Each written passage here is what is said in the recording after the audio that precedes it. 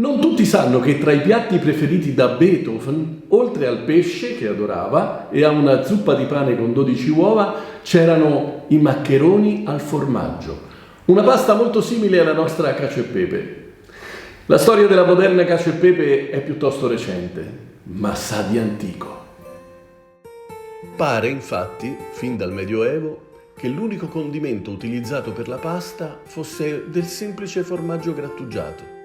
Boccaccio, descrivendo il Bengodi, una sorta di paese della cuccagna, parla di una montagna tutta di formaggio parmigiano grattugiato, sopra la quale stavano genti che niun'altra cosa facevano che far maccheroni e raviuoli e cuocergli in brodo di capponi, e poi gli gettavan quindi giù, e chi più ne pigliava più se n'aveva.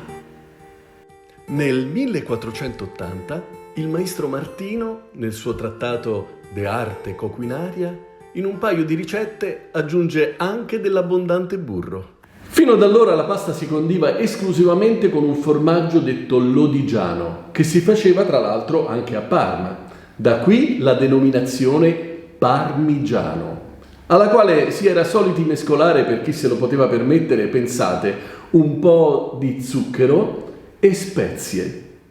Nel 1803 Vincenzo Agnoletti, nella Nuova cucina economica, descrive una pasta con burro, parmigiano, pepe e cannella. Nel 1908 burro e parmigiano reggiano, grazie a una felice intuizione del ristoratore romano Alfredo Di Lelio, andranno a costituire il piatto di pasta più acclamato dagli americani: le fettuccine all'Alfredo. La nostra cacio e pepe dovrà quindi aspettare ancora una ventina d'anni prima di fare la sua comparsa nel 1931 nella Guida gastronomica d'Italia del Touring Club.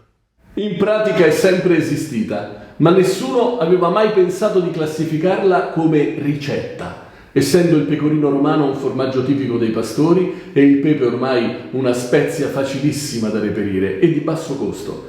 Tutto sommato un piatto povero e piuttosto rozzo. Ebbene, oggi è una delle ricette più apprezzate della cucina romanesca e la preparerò per voi.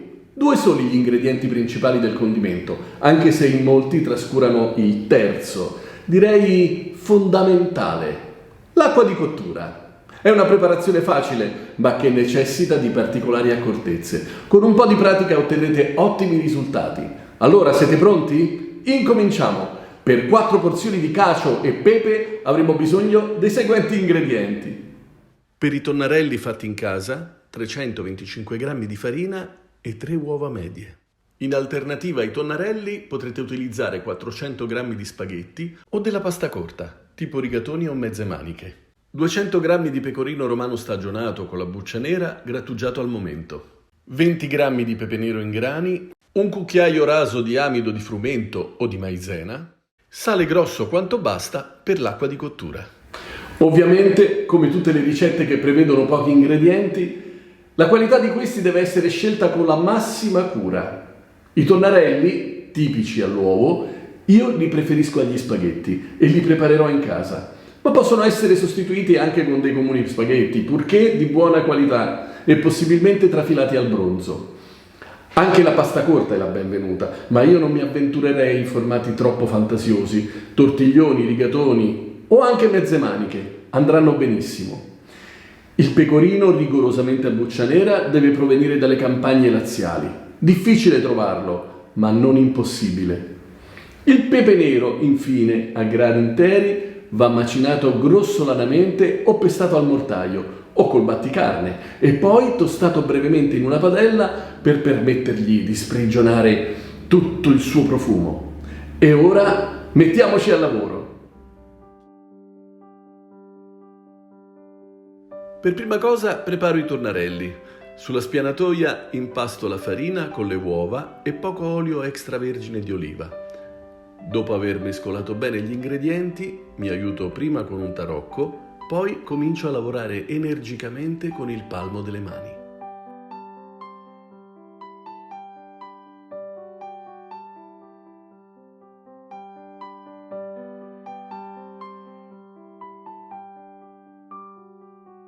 L'impasto dovrà risultare piuttosto sodo, non troppo umido né eccessivamente asciutto. Se necessario lo faccio riposare una decina di minuti e poi lo lavoro ancora, fino a ottenere un panetto liscio e omogeneo, che metterò a riposare per circa un'ora in un luogo fresco, coperto. Col mattarello tiro delle sfoglie di pasta regolari di circa 2 mm di spessore per passarle poi sull'apposita chitarra tagliapasta.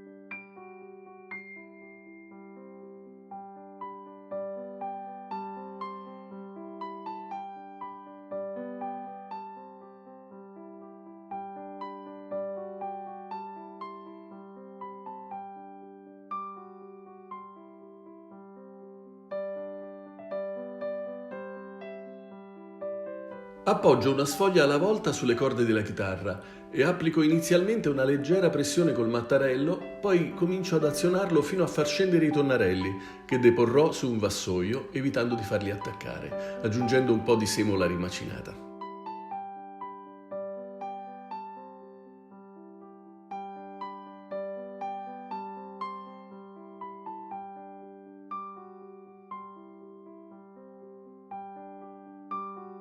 Metto a scaldare l'acqua con poco sale grosso, considerando che il pecorino romano è già salato.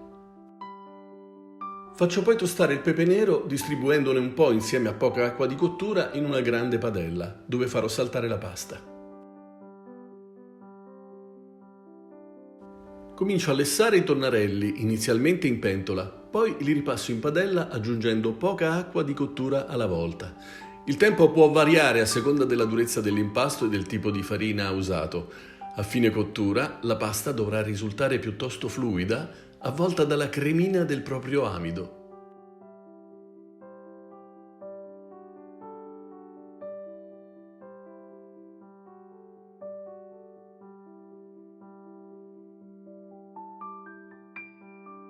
In una ciotola capiente, mentre la pasta cuoce, metto il pecorino romano grattugiato precedentemente.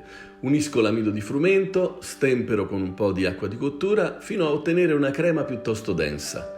Il segreto per evitare che il formaggio si stracci e risulti inutilizzabile dipende molto dalla presenza dell'amido e dell'acqua, in quanto aiutano a contrastare la coagulazione delle caseine. Rovescio infine la pasta sulla crema al pecorino e procedo alla mantecatura, mescolando molto delicatamente.